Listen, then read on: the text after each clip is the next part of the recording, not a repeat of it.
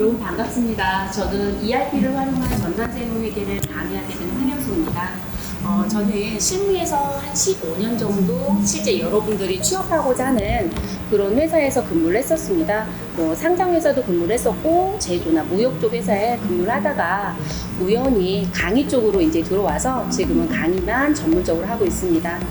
세무회계나 또는 ERP라는 전 모듈에 대한 강의를 진행하고 있고요. 강의는 지금 10년 이상이어서 여러분들이 궁금한 게 있다라면, 수업 중에 궁금한 게 있다라면 언제든지 여러분 답변해 드릴 수 있으니까 많은 관심 가지시고 시작하시면 되겠습니다. 세무회계 분야는요, 일반적으로 기업이나 또는 여러분들이 세무법인 또는 회계법인이라고 들어보신 적 있으실 거예요. 네, 그런 쪽으로 취업을 나가시는 분야라고 보시면 되세요. 그리고 우리가 일반적으로 세무다, 회계다 이렇게 나누지 않고요. 세무와 회계를 같이 하시게 되고, 다만 기업이 조금 규모가 큰다라고 하면 그 업무를 조금 세분화시켜서 팀 체제로 움직이는 회사들이 조금 많습니다.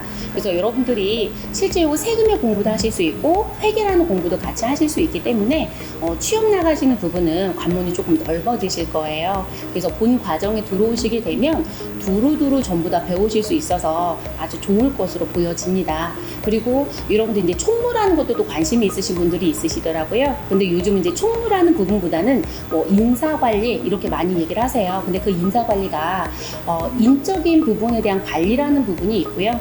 그리고 우리 월급도 받아야 되고 연말정산도 하시고 뭐 이런 거 하시잖아요. 근데 그런 걸 대부분 성과보상팀이라고 많이 얘기하거든요. 근데 저희는 실제 성과보상을 조금 더 집중적으로 배우실 거라서 이쪽 저쪽 다 가실 수 있을 것으로 보여집니다.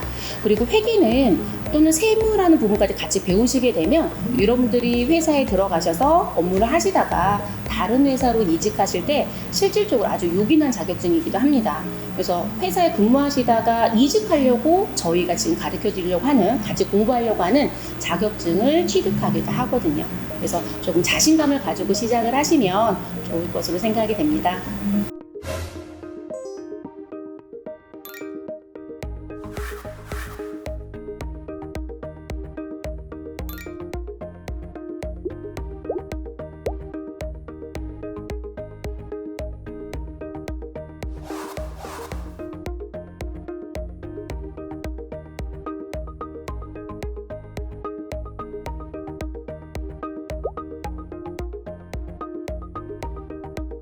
ERP를 활용한 전산세무회계 양성 과정은요, 여러분, 실질적으로 여러분이 실제 업무에 가셔서 쓰셔야 되는 이론적인 부분과 실무적인 부분을 같이 배우시는 과정이세요.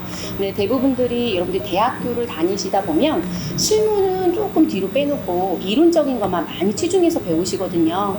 근데 여러분들이 실제 업무에 투입이 되면 전공인데 왜 못해요? 라는 얘기를 많이 들으세요. 그래서 저희 과정은 이론과 실무를 전부 다, 그리고 전산 실무까지 함께 가르쳐 드리는 과정이에요, 여러분. 그렇기 때문에 아무래도 취업 준비에서는 매우 뛰어난 과정이라고 보여지고요. 그리고 제가 아까 말씀드릴 때 비전공자는 그럼 어떻게 해요? 라는 말씀을 드렸는데, 비전공자도 본 과정에 들어오시게 되면 처음부터 가르쳐 드려요. 그러니까 저희가 아이가 태어나면 처음에는 앉아있기도 힘들잖아요. 그 과정처럼 회계적인 기초부터 시작을 해서 저희가 어디까지, 중급의 수준까지는 배우시는 과정이라고 보시면 되겠습니다. 그래서 너무 두려워하지 마시고요. 여러분들이 마음을 조금 독하게 먹고 들어오신다면 충분히 자격증 취득도 가능하시고 서류 뒤에 취업 나가신데도 전혀 문제가 없을 것으로 생각이 됩니다. 그리고 본 과정은 실제 강의가 어떻게 진행이 될 예정이시냐면 이론 부분하고 실무 부분이 같이 진행이 됩니다. 그래서 재무회계라고 하는 기본적인 이론이 가장 시작점이에요. 그래서 그걸 시발점에 놓고 중급 수준까지 끌어올리는 수업이 진행이 될 거고요.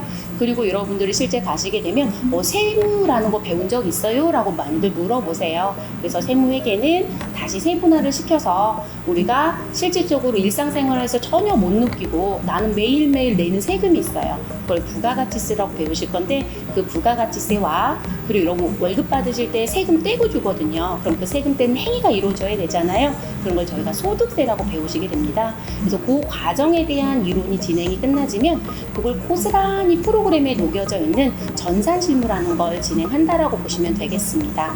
그래서 그렇게 진행이 될 예정입니다.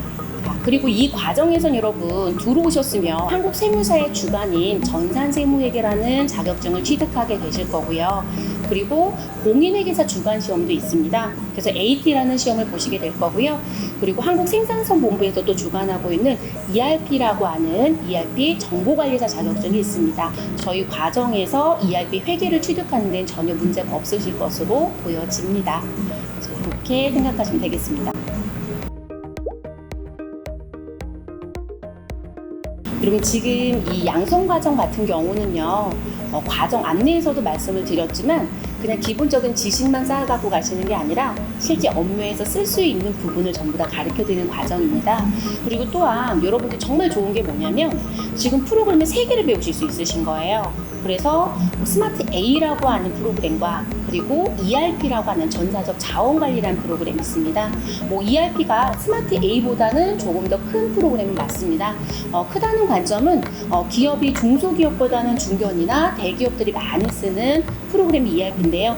그 ERP도 저희가 다룰 수 있을 거고요. 그리고 세무사랑이라는 프로그램도 같이 다루시게 될 거예요. 그러면 고객의 입장인 기업의 입장을 놓고 본다라면 오 정말 열심히 했구나. 그리고 전부 다 할 수 있네. 그러면 저희가 어느 쪽이든 이력서를 넣을 때 조금 더 편리하시겠죠.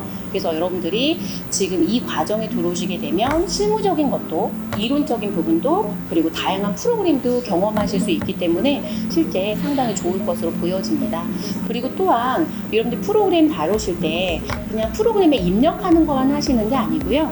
그 부분에 입력을 했을 때 어디에 반영이 되고 그 반영된 정보가 어떻게 도출이 되는, 그러면 대부분 회계라는 공부를 하시게 되면 마지막 종착지는 재무제표 작성입니다 라는 얘기를 많이 하세요. 거기에 같이 세금 신고까지 이루어지는 과정이기 때문에 실제 여러분이 두루두루 전반적인 내용을 전부 다 파악할 수 있는 부분이세요.